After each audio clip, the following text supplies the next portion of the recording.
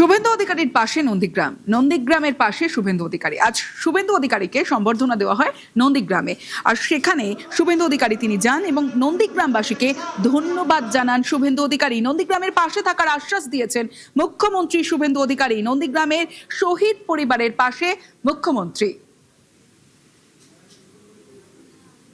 আপনারা 2003 সাল থেকে আমাকে যে চোখে দেখেছেন, যেভাবে দেখেছেন, নন্দীগ্রামের আপামর মানুষ আগামী দিনেও ঠিক একই ভাবে দেখতে পাবেন।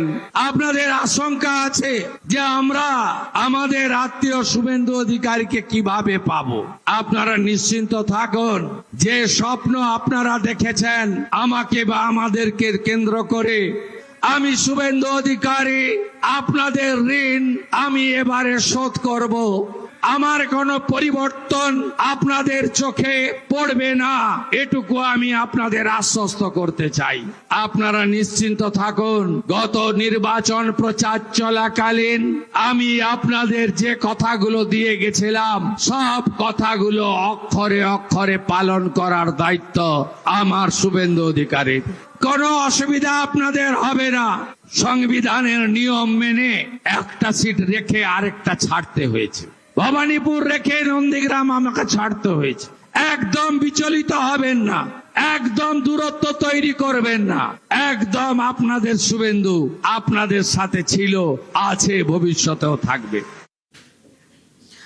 ফলতা কেন্দ্রে আমরা দেখলাম উপনির্বাচনের ফলে তৃণমূলের জামানত বাজেয়াপ্ত হয়েছে, আর ঠিক সেই রকমই ফলের বার্তা দিলেন নন্দীগ্রামেও শুভেন্দু অধিকারী। এখানে একটা বাই ইলেকশন হবে, ফলতার মতো ব্যবধান করে দেবেন তো? করে দেবেন। কাজও চলতে থাকবে, এগুলো চলতে থাকবে। দুর্নীতির অভিযোগে তৃণমূলকে হুঁশিয়ারি দিয়েছেন মুখ্যমন্ত্রী। নন্দীগ্রাম থেকে তৃণমূলকে হুঁশিয়ারি শুভেন্দু অধিকারীর। তৃণমূল যা চুরি করেছে সব বের করার হুঁশিয়ারি, গর্ত খুঁড়ে সব বের করার হুঁশিয়ারি মুখ্যমন্ত্রী শুভেন্দু অধিকারীর।